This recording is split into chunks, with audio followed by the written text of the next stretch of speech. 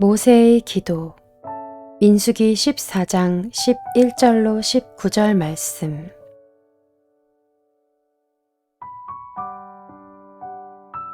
주님께서 모세에게 말씀하셨다. 언제까지 이 백성이 나를 멸시할 것이라더냐.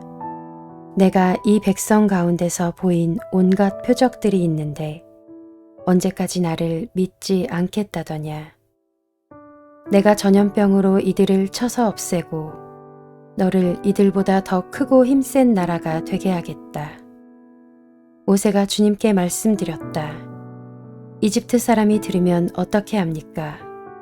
주님께서는 이미 주님의 능력으로 이 백성을 이집트 사람 가운데서 이끌어내셨습니다.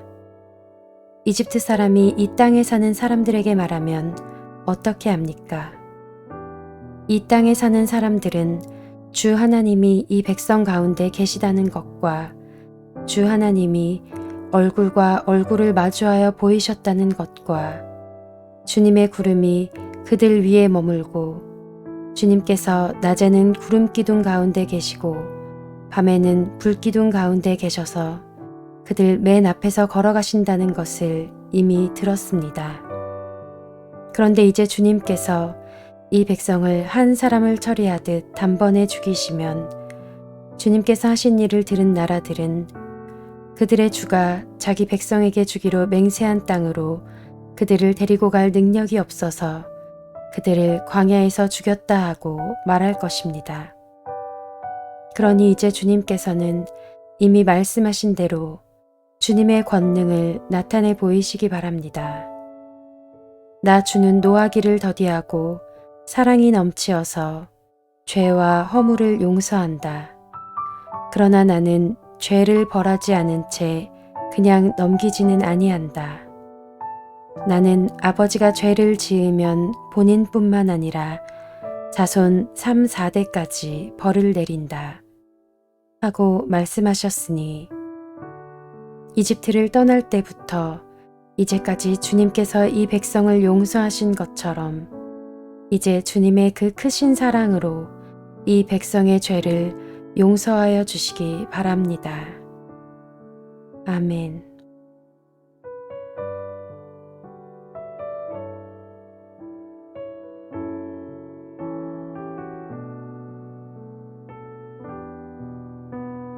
모세의 기도는 백성들의 중보 기도였다고 해도 과언이 아닙니다. 모세의 평생의 거의 모든 기도는 이스라엘 백성들의 죄를 대신해서 용서를 비는 기도입니다. 오늘 본문은 가데스 바네아에서 12 정탐꾼들이 40일을 가나안 땅을 정탐하고 와서 보고한 내용을 들은 이스라엘 백성들이 하나님을 향해 모세를 향해 원망하고 불평하며 심지어 모세를 죽이려 하였습니다. 하나님은 더 이상 이스라엘 백성들을 용서하지 않기로 하셨지만 모세의 중보 기도로 하나님은 뜻을 돌이키십니다. 20절에 주님께서 말씀하셨다. 너의 말대로 용서하겠다 라고 말씀하셨습니다. 자신의 누이인 미리암까지도 동생인 모세를 비난하였고 그 죄로 하나님께 심판을 받아 문둥병이 생겼지만 모세의 중보 기도로 7일 만에 사하심을 입었습니다. 이처럼 모세는 인생은 기도의 행로이며 중보의 기도자였습니다. 이스라엘 백성들은 하나님께 심판받아도 할 말이 없는 민족입니다.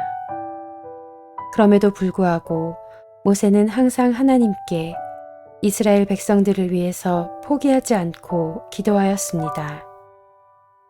모세의 기도는 이스라엘 백성들이 죄가 있어 마땅히 심판을 받아야 하지만 하나님의 인자하심으로 우리의 죄를 사하여 주시옵소서입니다. 이 기도야말로 예수님이 십자가상에서 이 죄를 저들에게 돌리지 마옵소서 라고 기도하셨던 사랑의 기도입니다. 우리는 행함으로 구원받지 못합니다. 하나님의 은혜로 구원을 받는 것입니다. 어떤 것이라도 항상 주님 앞으로 나와 겸손히 무릎 꿇고 하나님의 긍휼하심을 구하는 자가 되도록 합시다. 아멘.